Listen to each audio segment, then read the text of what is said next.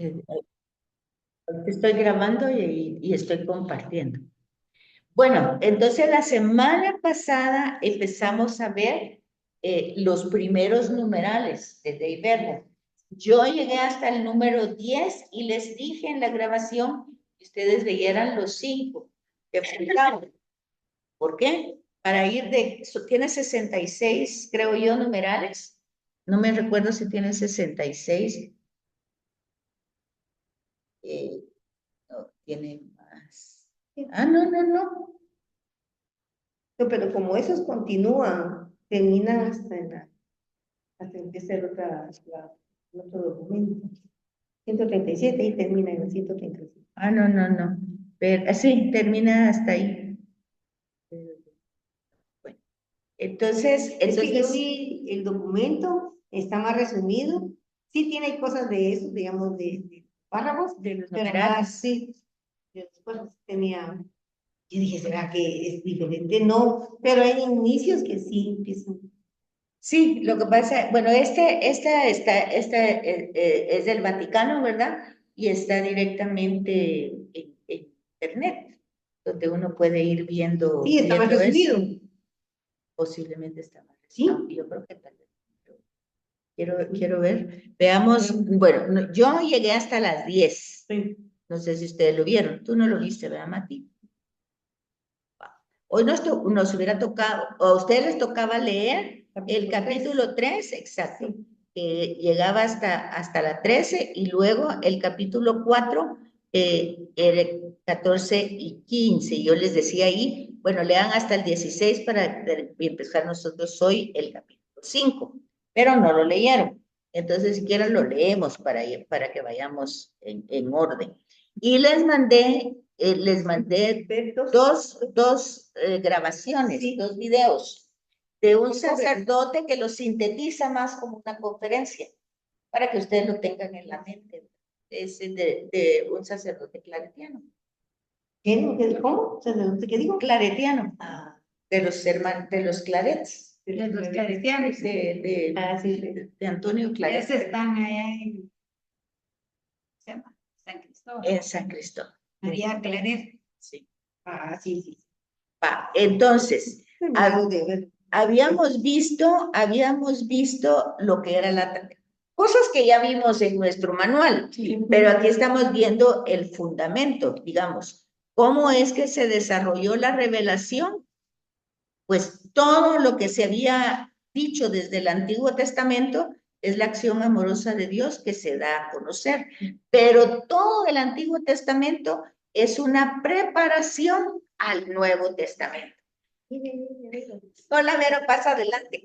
Ven por acá. ¿O quieren que les ponga que les conecte?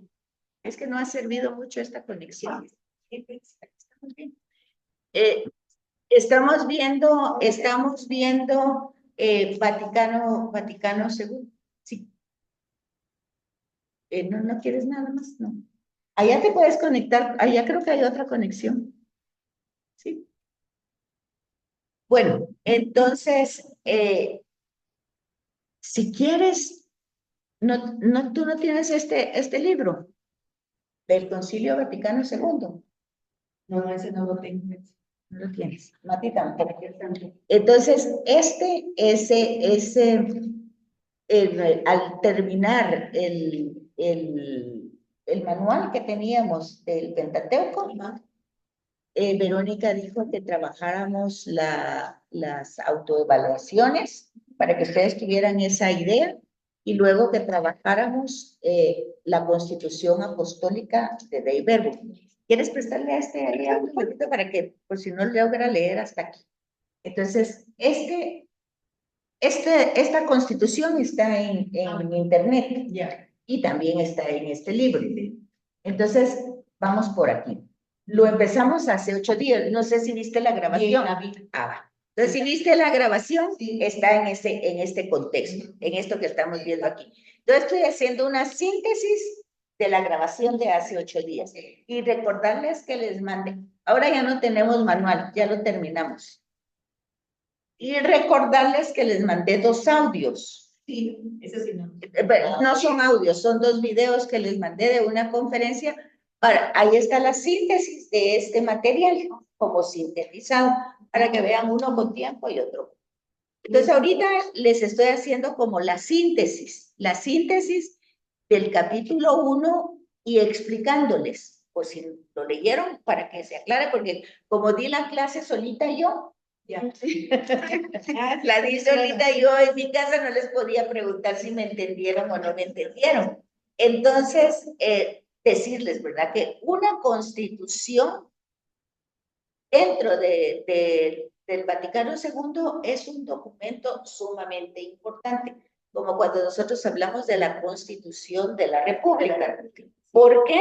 Porque ahí encontramos los fundamentos, ahí encontramos las razones y los argumentos de por qué las cosas se hacen como se hacen. Entonces, cuando se refiere a divina revelación, dice aquí, el concilio, o sea, Vaticano II, escuchando religiosamente la palabra de Dios y proclamándola confiadamente, hace suya la frase de San Juan cuando dice, os anunciamos la vida eterna, que estaba en el Padre y se nos manifestó. Lo que hemos visto y oído, os lo anunciamos a vosotros, a fin de que viváis también en comunión con nosotros y esta comunión nuestra sea con el Padre y con su Hijo Jesucristo. Si ustedes entendieron esta cita de la carta primera de Juan, ustedes se van a dar cuenta que eso es lo que está buscando el Papa Francisco con la sinodalidad. Esto, fíjense bien, escuchando, así empieza el sínodo, queriendo escuchar a todo el mundo, que empezó en el 2021, ¿verdad? Sí. Empezó queriendo escuchar todo. Así empieza también la revelación en el Éxodo.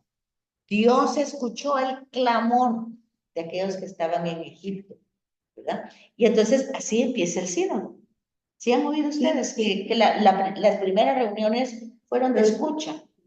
De que se hicieran las mesas, que hablaran, que dijeran cuáles eran las convergencias que habían, cuáles eran las dificultades, cuáles eran las propuestas, todo ese movimiento sinodal. O sea que lo que está haciendo el Papa Francisco ahorita es recordar las raíces de la Iglesia. Y las raíces de la Iglesia son sinodales. ¿Qué quiere decir sinodales? Todos juntos, porque dice aquí, anunciamos la palabra de Dios que se nos había manifestado y que lo que hemos visto y oído lo anunciamos. O sea, lo transmitimos. Entonces, lo que está diciendo el sínodo es donde se tiene que centrar nuestra fe, nuestra acción católica, es escuchar la palabra para trabajar todos juntos. Eso es lo que está diciendo el sínodo, no está diciendo otra cosa. Y primero empezó escuchando a todo el mundo. No para hacer una democracia ni para ver qué era bien, sino para ver cómo todos podemos trabajar con la ayuda del Espíritu Santo. Y luego dice aquí, a fin que vivamos en comunión con nosotros, que es lo que es el sínodo, estemos todos juntos en comunión con nosotros y esta comunión nuestra sea con el Padre y con su Hijo. Es decir, que todos estemos en comunión. Y eso es el sínodo, caminar juntos. Entonces, algo que sacamos de Dei Verbum es que todo este trabajo del Papa Francisco, de las iglesias, de las parroquias, las catequesis, su única finalidad es que unifiquemos toda esta diversidad que existe. Entonces, esa es la raíz de la iglesia, ese es el ser de la iglesia. Esto lo dice Vaticano II, o sea que el Papa no está fuera de Vaticano II, sino está poniendo en práctica algo que tenía que haber pasado hace 60 años. Esto es de hace 60 años. Yo creo que con el tiempo se ha ido cimentando y formando para llegar a lo que hemos llegado ahora. O sea, no es un proceso de ahorita, sino que empezó el Vaticano II. Lo extraño es como muchos del clero no entienden eso. Por Eso es lo la- extraño. Yo creo que es por ¿cómo te dijera? El ambiente que los está absorbiendo, como muchos son jóvenes y crecieron sin conocer nada de eso, porque muchos vienen de hogares o de pueblos muy pobres y todo, y hasta que llegaron a la iglesia empezaron a conocer, pero no absorbieron bien todo esto, como tal vez otros que vivieron desde Vaticano II. Y por eso dice el Papa, la importancia de escuchar y entender la palabra. Porque así dice él en el sínodo, no sucumbimos a la cultura ni a la sociedad. ¿Vieron lo que decíamos hace 8 días? Bueno, como hace 8 días mi clase, bueno, esta ya creo que no la di porque ya no la di, sino que la di en la casa. Entonces, pero lo que hablábamos es esto. La cultura, la sociedad ya está celebrando o partiendo de la Navidad, pero eso no es la Navidad. Nuestro año litúrgico termina con Cristo Rey. Nosotros todavía estamos en tiempo ordinario. Nosotros no estamos igual que en los supermercados y en todos lados ya en tiempo navideño. No estamos. Nuestro año ordinario se termina con Cristo Rey. Y con Cristo Rey tampoco empieza la Navidad. Empieza la preparación, porque hay que prepararse, pero no prepararse como lo están diciendo la cultura y la sociedad, ¿verdad? No prepararse de esa manera, sino que Adviento nos prepara para ese acontecimiento, que es la venida de Cristo, la encarnación de Dios en la humanidad, que es un acontecimiento. Pero ese acontecimiento se prepara por 4 semanas, que es el Adviento. Y la Navidad empieza 24 a medianoche y no termina el día siguiente, no, termina con Epifanía. O sea, la Navidad es un periodo así, que empieza el 24 y termina el Día de Reyes. Esa es la Navidad. Y por eso, después de la Navidad, nosotros hablamos de octava de Navidad, 8 días después de la Navidad. Y entonces, todavía en la Navidad, el 1 de enero, la fiesta de María, Madre de Dios, es una fiesta navideña. Entonces, fíjense cómo nosotros tenemos que ir, pero ¿dónde conformamos, estructuramos ese pensamiento dentro de nuestra fe católica? Porque la palabra y el año litúrgico nos va guiando en las fiestas. Entonces, ahorita no nos tenemos que perder, porque la mercadotecnia lo que quiere es consumismo, que gasten y que compren muchos regalos. Bueno, y si lo quieren hacer, háganlo, ¿verdad? Pero eso no es Navidad, eso no es nada, eso es gastar. Y si se tiene el dinero y se quiere gastar, pues háganlo. Pero realmente eso no es un tema navideño. El tema navideño se prepara con el Adviento, y el Adviento empieza después de la festividad de Cristo Rey. ¿Y cuándo se termina Cristo Rey? Se termina el año litúrgico. Muchas cosas pasan. Ya no se va a leer en los domingos a Marcos, sino se va a empezar a leer el Evangelio de Lucas, que estamos leyendo ahorita en tiempo ordinario. Pero el año entrante, para nosotros que empieza en Adviento, el ciclo C, se va a leer a Lucas. Quiere decir que para el domingo de Ramos se va a leer la Pasión según San Lucas.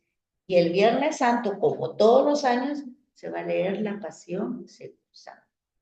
Entonces, nosotros debemos de ir entendiendo que estas fiestas, porque son fiestas, se desarrollaban en un ambiente pagano como la fiesta de invierno. Era la fiesta de invierno.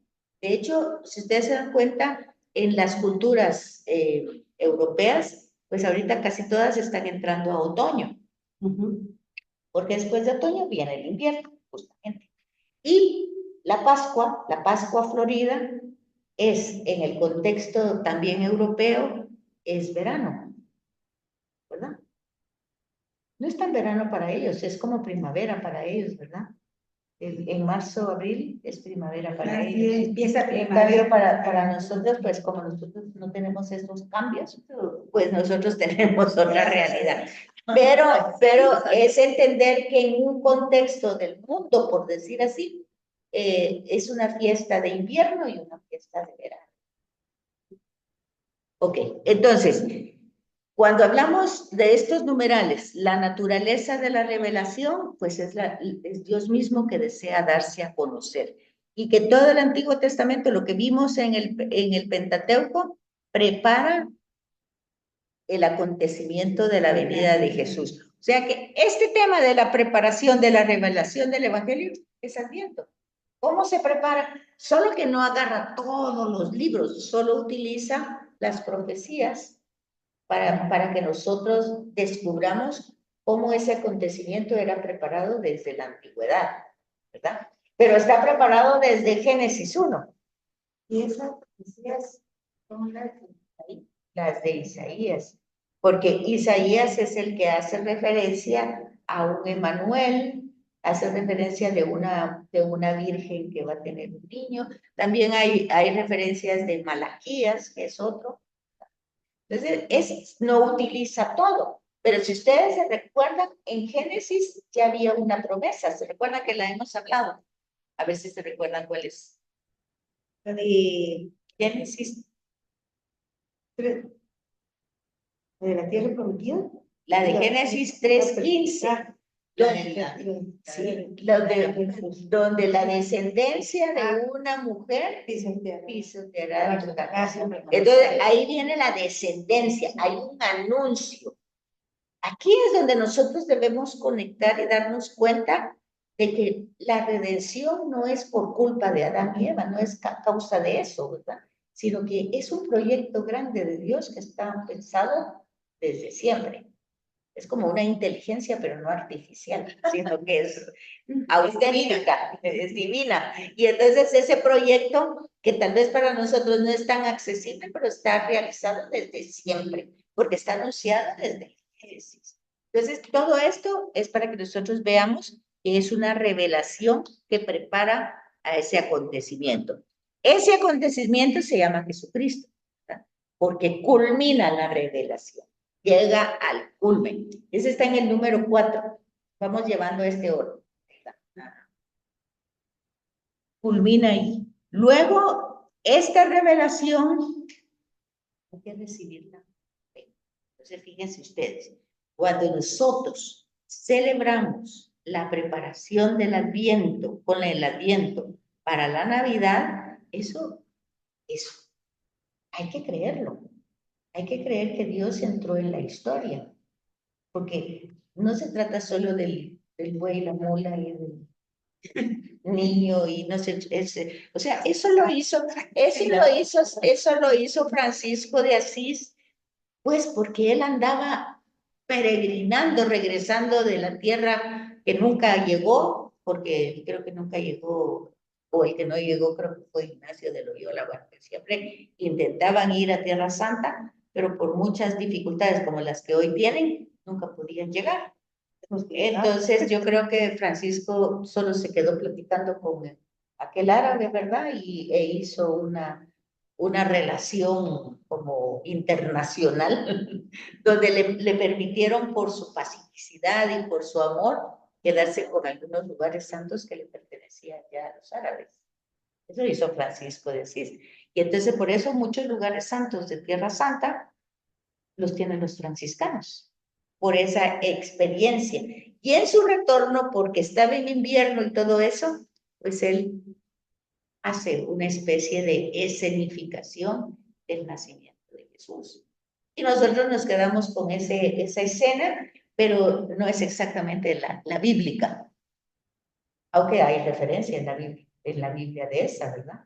Que Jesús nace en una cueva, que no es tampoco una cueva, sino que es ver cómo son las casas en esos lugares, como son muy pedregosos y montañosos. Entonces las casas se hacen dentro de esas cavidades.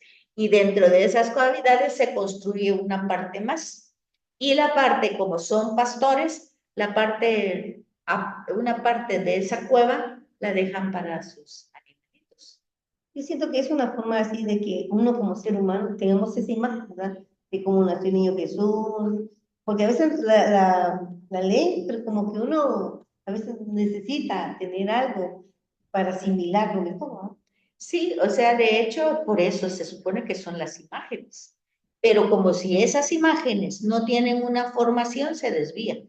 Y terminamos dándole culto a la imagen, que muchas veces es un bastidor.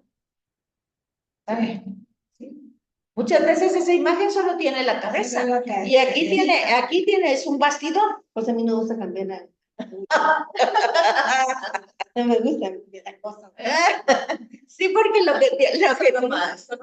Sí, y las manos y los pies, ¿no? Pero ya esto como que dices, Es un bastidor. es una cosa horrible. Vaya, pero entonces, ¿por qué? Porque esa imagen no es para darle un culto, No. sino es para lo que usted está diciendo, una catequesis, Sí. para que usted tenga idea, que eso fue lo que hizo Francisco, Sí. una catequesis para que la gente entendiera cómo fue la humillación de Dios a tal punto que desde el principio ya está en un lugar de alimento, porque lo ponen en un lugar donde se comían los animales, ¿verdad? Y hay otras reflexiones en relación a eso, porque estos animales, sean como sean, nunca tenían una buena o mala intención. Y Jesús se presenta ahí como alimento. En cambio, nosotros lo recibimos como alimento, no somos animales porque no tenemos esa condición, pero tampoco tenemos la inocencia de estos. Que realmente no se lo están comiendo ahí, pero es como la analogía, ¿verdad? De cómo desde el principio Él se está dando. Sí. No solo con la humildad, sino también con el hecho de alimentar. Entonces, por eso dice, todos esos elementos tienen que recibirse con fe, pero para tener fe hay que entenderlos y hay que saber cómo se presentan. Y ahí incluimos la hostia. Ahí la incluimos. Y fíjense que todavía hay una reflexión más con la Eucaristía. Porque si nosotros decimos de verdad que esa es Eucaristía, es el cuerpo de Cristo, hay una reflexión de Juan Pablo II que dice, y si es el cuerpo de Cristo, también es el cuerpo de María. Pues de la madre. Sí, porque los hijos tienen De nosotros, sí, y nosotros de nuestros padres. sí. Entonces dice, darse cuenta que realmente el tema de unir es el que está en la raíz de nuestra fe católica. No es de discriminar, ni de sacar, ni de excluir, sino que es de incluir y de unir y de crear como nuevas, que dijera yo, redes de comunicación. Bueno, luego el segundo capítulo es la transmisión de esa revelación. ¿Cómo es que se han dado los procesos en la historia de esa transmisión? Pues acuérdense, primero tenemos en el Antiguo Testamento es Dios que entra al encuentro con personajes, ¿verdad? Pero siempre la iniciativa es de Dios. Ya cuando llega el Nuevo Testamento, también la iniciativa es de Dios que se encarna, tanto amó Dios al hombre, ¿verdad? Y luego tenemos los apóstoles, los discípulos y la muchedumbre. Tenemos esos tres niveles, ¿verdad? Pero, ¿a quiénes le explicaba Jesús aparte? Pues digamos que Jesús hablaba a la muchedumbre, lo oían los discípulos, pero luego los apóstoles le preguntaban. Eso lo hemos encontrado con Marcos muy seguido, que ya estando aparte le preguntan, ¿y esto cómo es? Y entonces, ¿cómo podrá salvarse? Hacer que no, porque no entienden. ¿Y cómo va a poder salvarse? Porque por eso hace el domingo era eso, ¿ah? Es más fácil que un camello. Entonces ellos se asustan y dicen, bueno, entonces, ¿cómo no? ¿Quién se va a poder salvar? Y él dice, Muy sencilla la explicación. Para el hombre es imposible, pero para Dios no hay nada imposible. Bueno, todo eso es revelación. Entonces se da a conocer. Entonces, cuando mueren todos ellos, dice el Papa Francisco, dice, ¿verdad? En el sínodo, no es, ¿cómo es cuando uno delega? Dice, no es delegar en nuestra fe, no es que se delegue, sino que lo que se hace es que se transmite el espíritu. ¿Sí entienden la diferencia? Delegar es como que lo que yo hago, mira, hazlo tú, porque yo no voy a estar. Pero tú lo vas a hacer a tu modo, ¿verdad? Entonces dice, los apóstoles no delegaron, transmitieron el espíritu del resucitado. Y esto se transmite después a lo que se llaman los episcopos, ¿verdad? Que son los obispos. Y estos lo transmiten a los presbíteros. Y estos se lo transmiten a los diáconos. Y todo este cuerpo y toda esta transmisión es una organización para servir. Es para otra cosa. Entonces el Papa Francisco actualiza eso diciendo, pues esa actualización de servicio no tiene jerarquías, dice. O sea, no tiene autoridades como la pirámide, sino que es una organización para que el servicio sea de todos, entre todos. Entonces, no es delegar, es transmitir el espíritu. Para que se entienda, ¿no? Transmitiendo. Entonces, eso está aquí. Apóstoles y sus sucesores, heraldos del Evangelio. O sea, anunciadores de la palabra. Todo, y acuérdense que por eso Aparecida decía, ¿verdad? Todos discípulos y misioneros. Todos. Todo bautizado. Es discípulo y misionero. Y a lo que no entendemos, ¿no? El trabajo de nosotros. Sí. Que somos misioneros. Y se supone que por eso nos formamos, porque no podemos anunciar lo que no entendemos ni conocemos bien. Ayer una señora estaba hablando conmigo, ay, ¿te acuerdas del padre Denis? Ah, bueno, pues Claudio va a hacer el favor de mandarle unos centavos. Y entonces resulta que ya no se podía porque tenía que hacerse por Ban Rural, Claudio ya no tenía esa cuenta porque era de una oficina, en fin. Entonces yo le dije, padre, no se ha podido darle los centavos que usted necesita porque no tenemos cuenta de Ban Rural. Y Claudio me había hecho preguntar, tal vez alguna de tus alumnas o allá de San José, ¿verdad? Y entonces les había preguntado, pero no. Entonces le dije al padre eso. Y viene el padre y me dice, hable con fulana de tal, ella a veces me manda centavos y tal vez a través de ella. Y a ella me llama. Pero fíjense una cosa, ahí hablamos como 1 hora y media de que ella me llamó y todo porque el padre le dio el teléfono. Pero en eso me dice, estábamos hablando de la formación, que allá en San José hay una escuela y que la gente no llega, a pesar de que es muy religiosa, San José Pinula es muy religiosa, pero la gente no llega a la formación. Entonces ella me contestó y me dijo, mire, yo soy católica. Yo no necesito formarme. Entonces le dije yo, bueno, siempre hay necesidad de hacerlo y esa formación, dice el Papa Francisco, siempre. No es solo un tiempo, es siempre. Dice, una formación constante y perenne, dice él. Es como una vitamina que no necesita. Es una formación constante y perenne, dice él en el cielo. Que todos tenemos que formarnos para dar el servicio de esto. Es decir, transmitir, no delegar, no simplemente lo que yo opino, lo que yo creo, sino dice el sensum fidei, todo el sentido de la fe que se ha recibido y que se ha transmitido, eso es lo que se ha. Y yo también oía eso de uno de sacerdotes, porque allá hay personas lectoras, ¿verdad? Que están dentro de la universidad. Y él decía, podemos ser muy estudiosos, Muy completo. doctores, líderes, todo lo que quieran.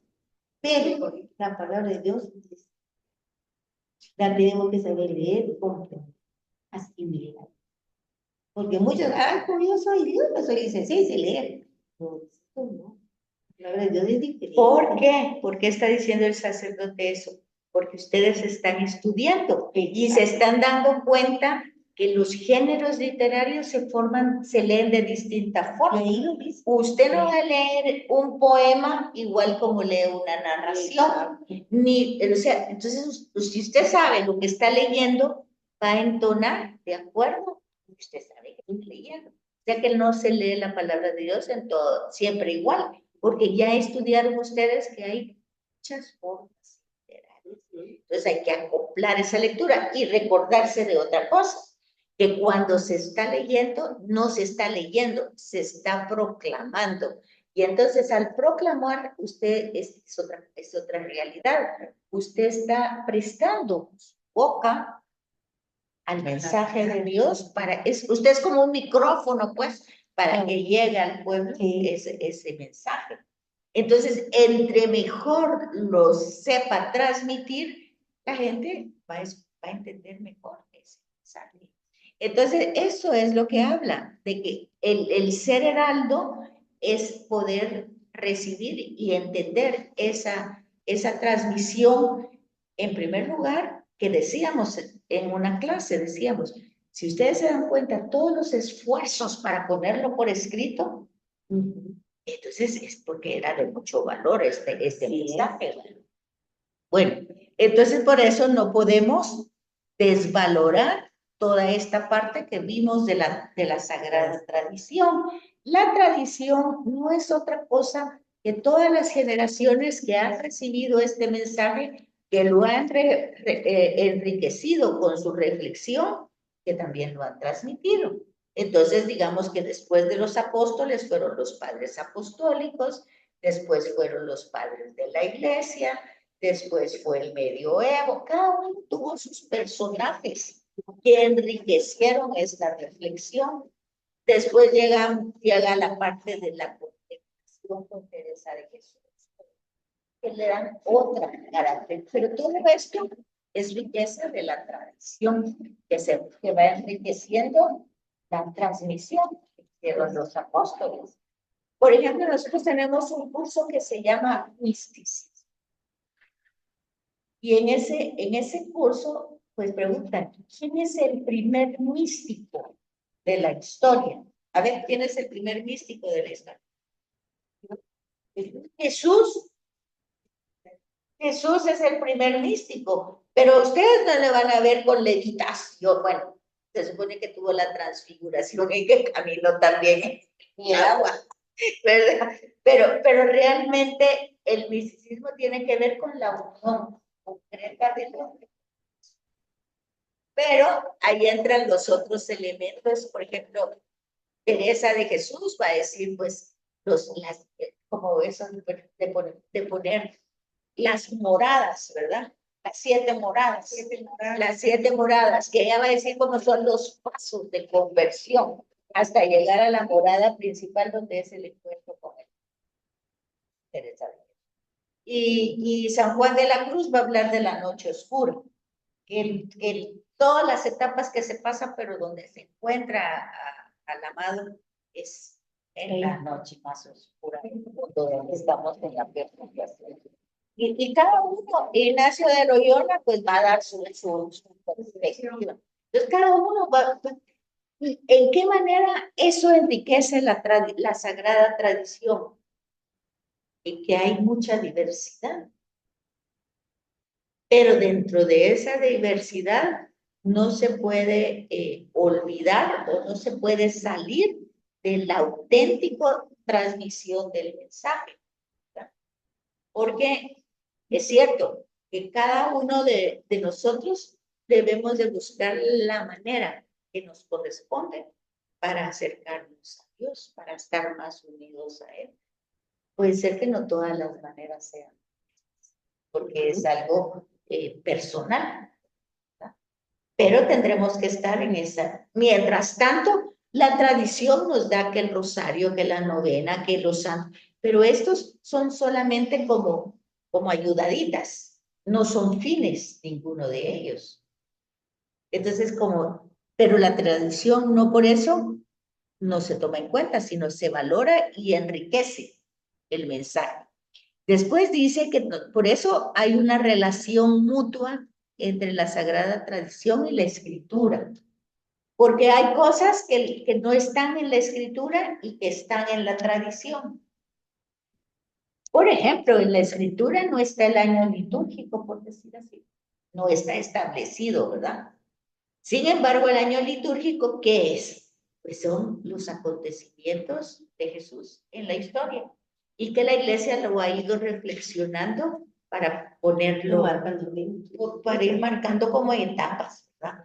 Y que San Lucas también lo va a poner como momentos cronológicos. Por ejemplo, San Lucas pone, después de que Jesús muere, resucita y sube al cielo, va a poner cómo se van formando las comunidades en Hechos de los Apóstoles. Y lo va haciendo, pues, como poniendo ejemplos. Bueno, primero, Jesús pasó 40 días, después vino el Espíritu Santo, después subió al cielo, todas esas etapas, ¿verdad? Como por tiempos. Pero es para comprender el relato bíblico. Porque Juan lo va a contar de otra manera. ¿Verdad? Entonces, es la relación entre la tradición y la escritura. Y luego aquí nos habíamos quedado la relación de una y otra con toda la iglesia y con todo el magisterio. Esto es lo que está queriendo hacer el Papa con el sínodo. Esa comunión con toda la iglesia, o sea, todo el magisterio está hablando del Papa, obispos, sacerdotes, diáconos, religiosos, con todo el pueblo de Dios. Eso tiene que ser una relación de una con la otra. No tiene por qué haber diferencias, porque todos estamos trabajando para un mismo Señor, no estamos trabajando para otra cosa. Con la misma base. Con la misma base. Entonces, esa es la idea del sínodo, no es otra. Caminar todos juntos. Fíjense que incluso una parte del sínodo habla de que dentro de la iglesia, y eso es absolutamente cierto, hay movimientos cristianos, carismáticos, catecúmenos, de colores, todos ellos. Y ellos cada uno aparte. No quieren estar todos juntos como iglesia. ¿Por qué? Cada quien cree que tiene Dentro de la parroquia, masa, dentro de la parroquia están estos movimientos. Y estos movimientos quieren estar separados. No quieren unirse. Mientras en mismas hermandades, dentro de los grupos, ¿va? No hay una unión como Dios quiere, nos manda a hacer, ¿va? Yo lo Así conté. También más separado que nada. ¿Ves? El Opus, Lo- pues porque el Opus es una rama elitista. Es casi también como lo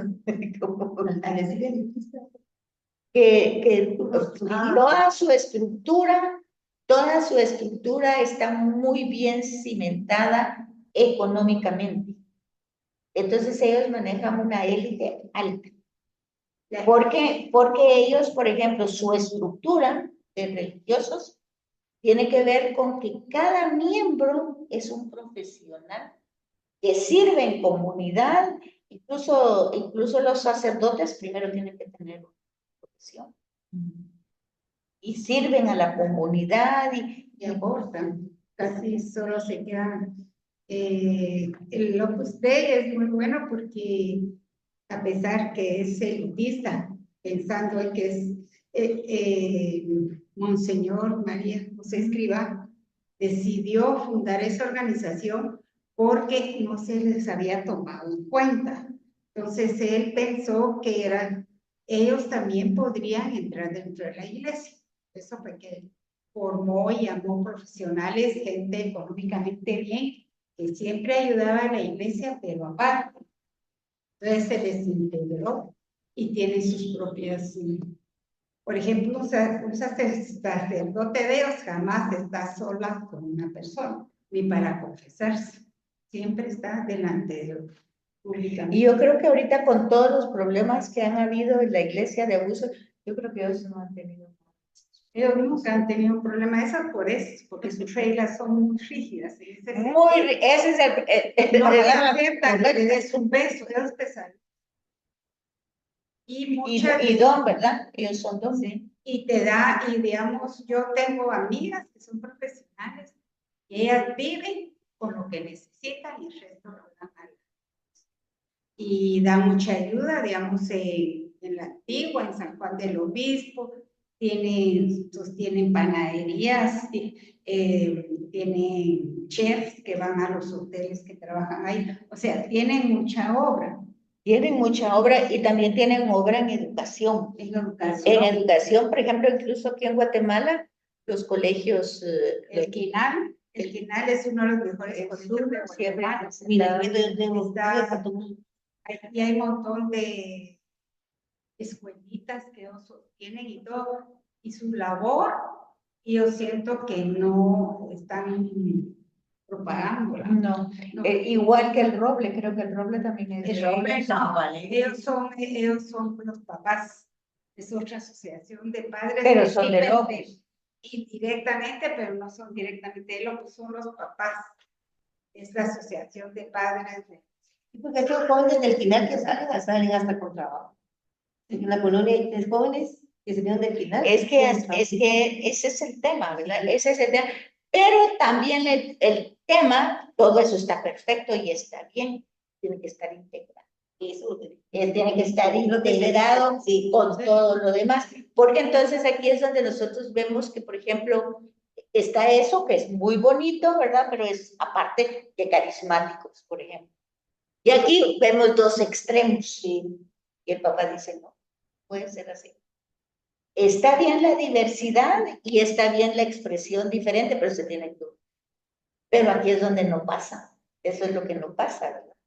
Porque aquí se vuelve como situaciones exclusivas. Yo recuerdo que hubo, tienen muy bonita relación cristiana. Una jovencita que, hija de un amigo, se había divorciado. Y en el trabajo, ella era ingeniera química, y en el trabajo se enamoró, casada, divorciada, ¿verdad? Casada por la iglesia y todo, de un ingeniero químico también ahí. Y él desde el principio le dijo, sin necesidad de entrar en noviazgo ni nada, imposible mi relación contigo. Imposible. O sea, ni siquiera dar un chancecito de sacamos juntos, nada se puede. Eso es también como muy difícil, ¿verdad?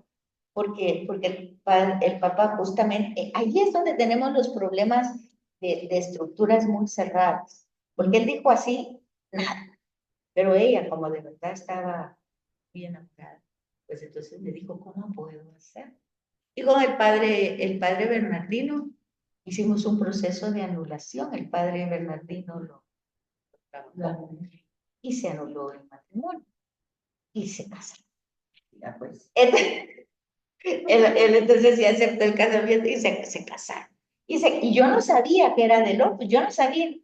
Cuando la misa fue en una iglesia de la de María de Los Ángeles, ¿verdad? Que está en las Américas, la señora La Paz. Ahí fue la boda. Pero yo ahí supe que era de Lopus y dije, ay, pero eso fue, pero ¿por qué no había preguntado nada? Yo dije, porque ahí me había parecido tan raro, porque ella no era ni los igual se hizo y todo, y se trabajó todo como se tenía que hacer. Y se casaron, ¿verdad? Pero ahí supe yo que era de Lopus, ¿verdad? Pero yo decía, sí, es de Lopus, ¿sí? Dije yo, y entonces mi amigo, el papá que estaba ahí, me dice, ¿y por qué hace eso?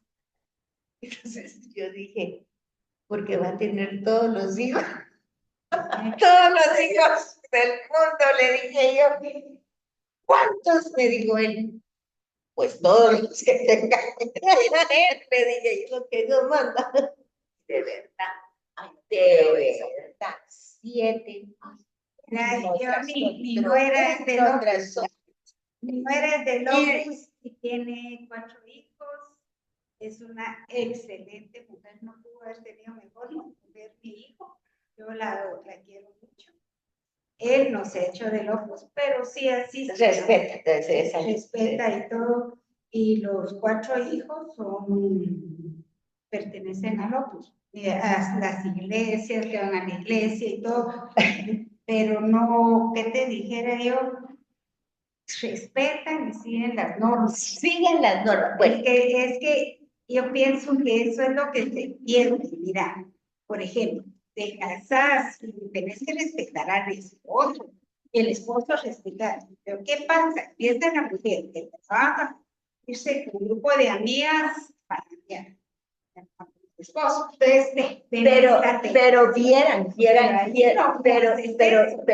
qué cosa, todo lo que ha pasado. Porque viene, y él es el papá de ella, ¿verdad? Es un buen hombre, buen esposo, pero no es católico de nada, ¿verdad? Y la hija tampoco lo era de nada, tampoco. Pero a mí me pareció tan extraño, por eso que quisiera la anulación y toda la cosa, pero bueno, se dio. Después, hijos, así, al año siguiente. Y la mamá la mamá de ella lloraba.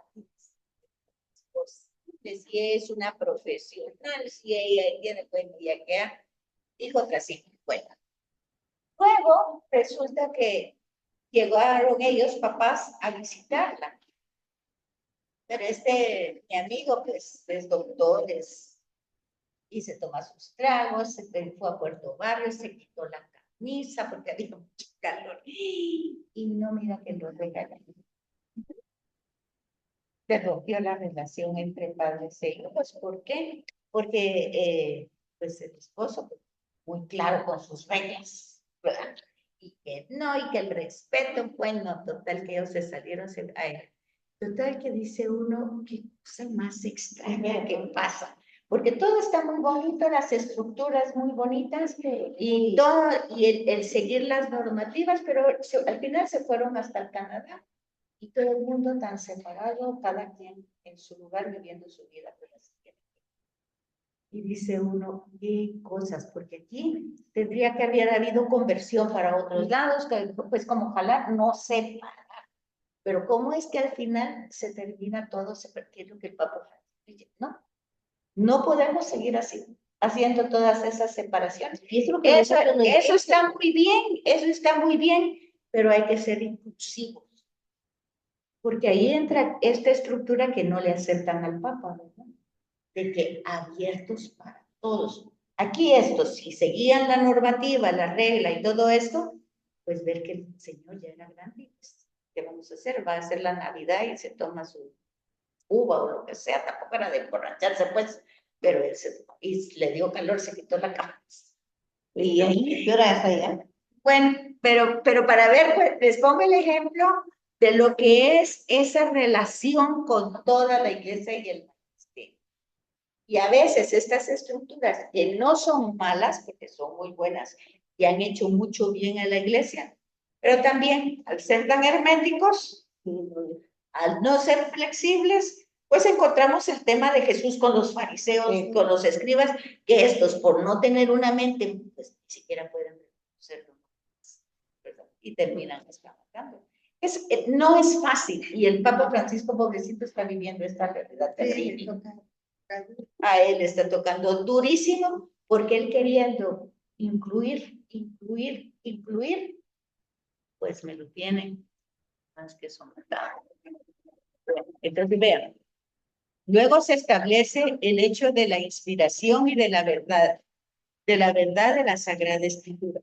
Este es otro tema que cambió un poco el Vaticano II. ¿Se recuerdan que nosotros vimos en el manual la inerrancia? ¿Se acuerdan? Pero estamos en el número 11. Es en el capítulo 3. En el capítulo 3. No, pero no. Inerrancia. Que la escritura no tiene error. ¿De acuerdo? Sí. Sin embargo, pues nosotros vemos que en los géneros literarios y el lenguaje que utilizan, puede haber no error, sino que transmitir una realidad por ejemplo, pongamos el ejemplo, que Josué paró el sol. Ustedes ya son de este siglo, ustedes saben que el sol no se mueve, que es la Tierra la que da vueltas y da vueltas al... Entonces, la expresión es errónea, ¿o no? Sí. Entonces, la gente que no entiende ese lenguaje, que ahí no está la verdad, pues, del mensaje, sino esa es una forma de decir, pues, que el día se alargó, como nosotros decimos, por ejemplo, y eso lo van a entender muy bien, que nosotros decimos que en este tiempo, en esta época ahorita, en estos meses, decimos, los días son más cortos. ¿No me dice usted? Sí, sí. Y hay otros momentos en que los días son más largos. Todos los días tienen 24 horas. Sí. Pero ¿por qué la gente dice los días son más largos y los días son más cortos?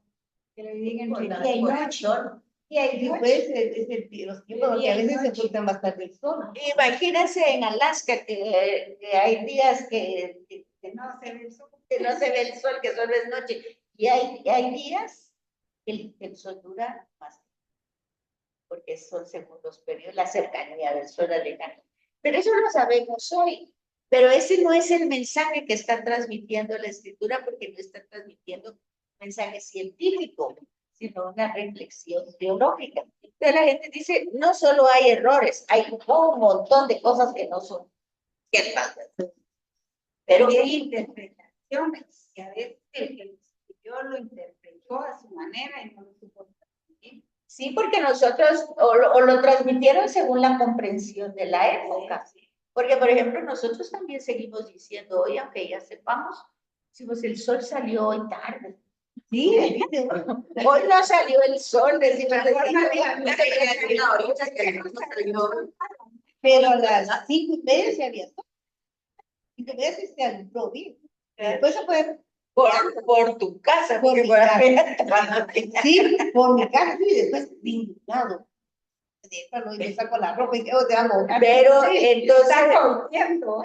entonces Vaticano II, entendiendo esa realidad, cambió el tema y dice, no es que haya inerrancia. En la Biblia hay verdades teológicas, verdades, siempre.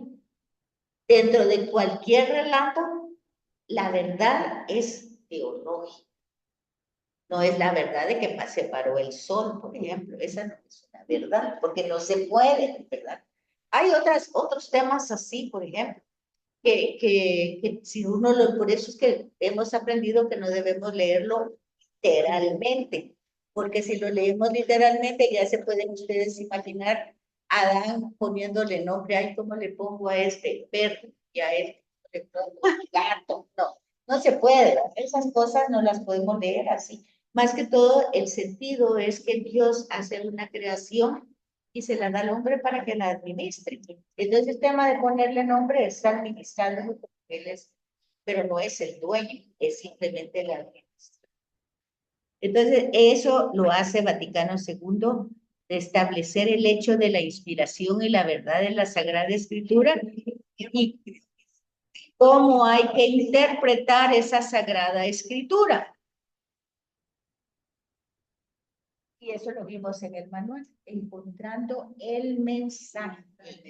Y el género literario es el vehículo donde va el mensaje. Eso sí nos quedó súper claro, ¿verdad? Porque eso sí lo tenemos que entender. Incluso hoy, cuando vemos el tema del Evangelio, que desde ayer está hablando de la invitación que le hace aquel fariseo a Jesús para que vaya a comer a su casa. Pero él lo invitó inmediatamente, ya no está juzgando porque no se lavó las manos. ¿Verdad? Eso fue ayer. Y hoy continúa, porque ya no solamente ya lo está juzgando por eso, sino porque ahora hay otras discusiones que entran. Pero el contexto de la discusión, eso lo estábamos viendo en el curso anterior, es un tema de justicia de Dios. ¿Por qué? Porque quiere sacar de su error a estas personas, ¿verdad? ¿Qué creen que por el hecho de lavarse las manos, lavarse los oídos, todo, ya son puros? Entonces él empieza con palabras muy fuertes, que si no entendemos el contexto, pensamos que está peleando Jesús con ellos, ¿verdad? Porque pulcros, bueno, primero dice, ustedes que dicen que sus padres mataron a los profetas y ustedes hicieron los mausoleos, pero ustedes están tan de acuerdo con los que lo mataron. Bueno, ahí empezamos argumentando, utilizando palabras fuertes de hipocresía, de engaño, de sepulcros blanqueados. Entonces la comida que lo invitaron se volvió una discusión, pero el tema es que antes, en aquel tiempo, esas comidas que se tenían, después, al estilo griego, se hacían discusiones. Entonces, no es un pleito el que hay ahí. No. Bueno, entonces luego dice en el numeral 13, la Sagrada Escritura pues se manifiesta, salva siempre de la verdad, salva siempre la verdad. O sea, en la Sagrada Escritura pues se manifiesta, salva siempre la verdad. Se manifiesta la verdad, ¿verdad? Es que a veces la manera. Está diferente, ¿verdad? Y la santidad, quiero ver, es el 13. Se manifiesta, salva siempre la verdad y santidad de Dios. Sí. A ver, sigue leyendo ahí, a ver. La maravillosa condescendencia de Dios. Para que aprendamos la inefable benignidad de Dios y de cuán grande condescendencia de lenguaje haya usado, teniendo providencia y cuidado de nuestra naturaleza. Así es como la palabra de Dios, expresada en lenguas humanas, se han hecho semejantes al lenguaje humano, a la manera como un día el verbo del Padre Eterno, al tomar la carne de la flaqueza humana, se hizo semejante a los hombres. Está casi parecido. Cambia un poquito las palabras, pero no está más Lo único que me gusta de ese es porque tiene los títulos, ¿verdad? ¿De qué más? Pero todo esto lo tienen ustedes, solo buscan en Google. Sí. Y ahí les aparece. Ahí aparece, ahí se imprime la... Y así termina. Miren, pueden leer un poquito el capítulo 4 del Antiguo Testamento. Rápido pasa el tiempo. Sí, y a ver si leen. Adelanten un poquito, porque hoy retrocedí. ¿Se de la otra semana? Sí, va a ser. Pero tú sí vienes, ¿no? No, yo no vengo. Mejor. ¿Cómo así? Dentro de